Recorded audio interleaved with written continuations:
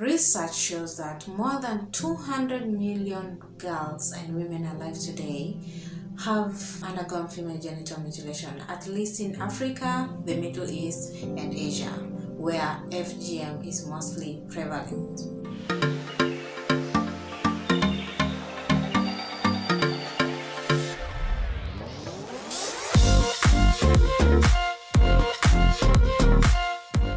Hi, I am excited to finally bring you this episode. It's taken me forever. Yeah, life happened, like I always say. But here we are. And so we're going to talk about female genital mutilation and cutting, or FGM.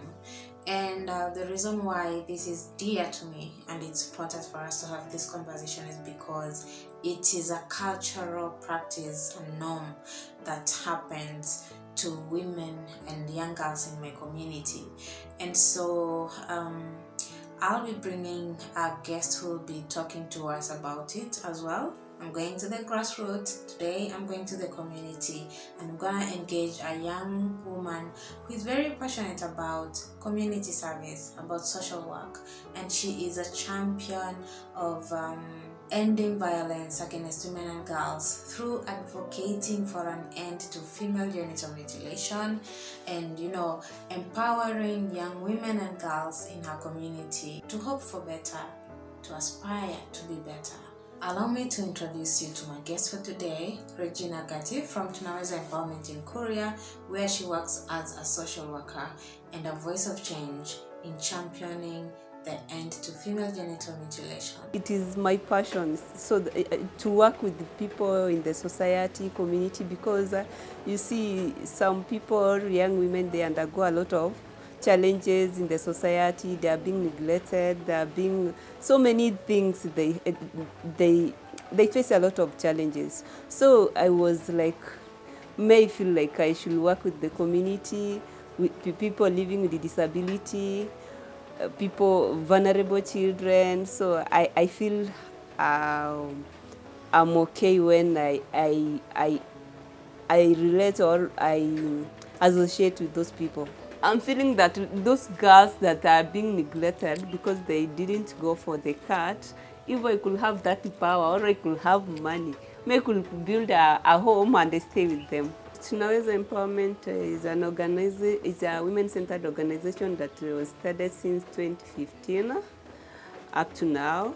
So what we do as an organization, we campaign to end FGM. We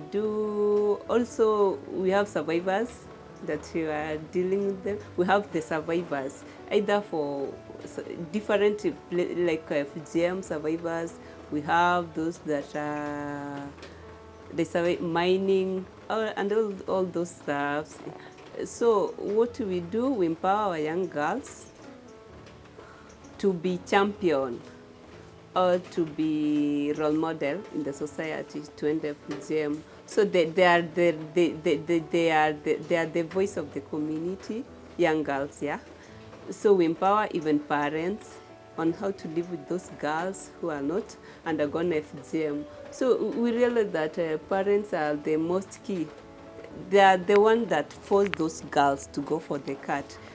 If you are a child and the parents say that if you don't go for the cut, don't come back to my home, you'll go. It is our responsibility or our role to go and talk to parents, empower them, tell them the effect of FGM and so on, what they should do. The important thing is only to educate their girls, and they'll be better and they'll be very important people in the society. The situation of girls that undergo FGM, during when I was in primary school, I was young, but it wasn't something good. But by that time, I can say that high rate of girls underwent cut FGM because no more organization were there to fight FGM. So many of them went through the cut because by that time parents could even say, like, if you couldn't go for the cut, you are outcast in that family. They could say that you not get married, when you go even to someone's home when you are married, you are not able to open the gate because you are not circumcised. Because so many things you'll block their blessings. You'll make some things even when you go to a garden for like toa sukuma wiki or any. They say that the it might dry up. So it was like you are an outcast. You are not a real person in that family. You should go somewhere else, but not to be recognized that you came from that family. That's what I know, what those ladies undergoes, and they could say that no one will be able to marry you in that society. Either you'll get married to Luo land or other tribe. Female genital mutilation is a violation of the rights of women and girls, and it is a public health crisis that needs to be abandoned or stopped, or needs to end. It doesn't contribute towards the good health and well-being of women and girls across at least 30 countries where it is practiced. And according to a recent study that was done by the World Health Organization in 27 countries in the year 2018, it's estimated that the cost of treating health complications associated with FGM is at 1.4 billion US dollars. That's a huge financial burden on countries' economies.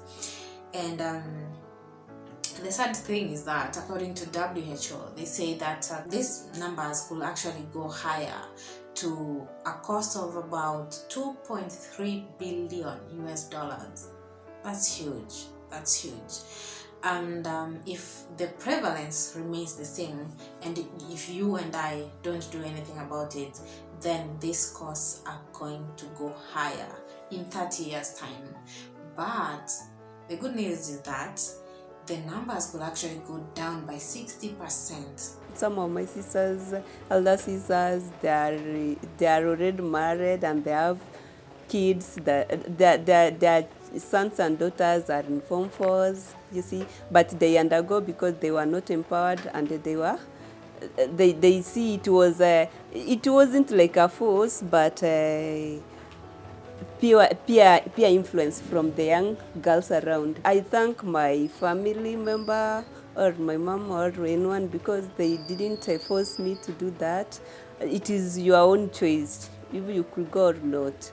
So it was an advantage to me. I don't see that there is any value or any add for a woman to go for FGM.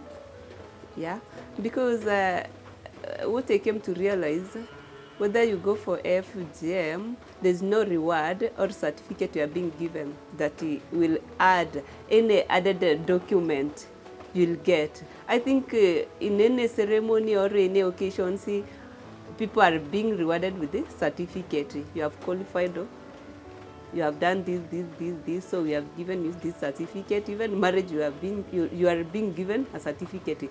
But I found that it is only in FGM, no one is being rewarded a certificate. You can't go for an interview and anyone asks you to give me certificate of FGM. Yeah. So FGM doesn't add any value to girls, and that's all. That's what I can say to young girls or young women that they are raising their kids right now.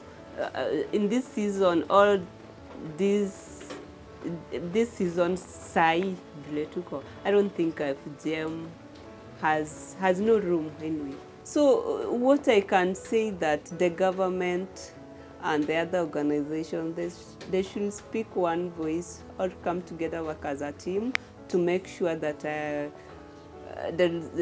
a woman has a voice. Yeah, a woman is like another. She's like another women in the society, like those who are campaigning, like those big women, the parliament, that small girl or the young woman in the village, if we'll make effort come together with government and the other CBOs or NGOs, I think we'll make a better life for that woman, and she'll be our ambassador, and she will spread the same gospel to other young generation. I think if we'll work together and move together, we'll have a good society where women are being respected and they can make decisions for themselves. The society I imagine or I wish to have free from female genital mutilation, and also free from GBV, gender-based violence. As we come to the end of this episode, I really hope that you've learned one or two things about female genital mutilation and how much it costs our country and our nations to treat the devastating effects of FGM.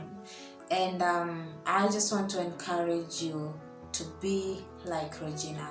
Go out there and be the Regina in your community.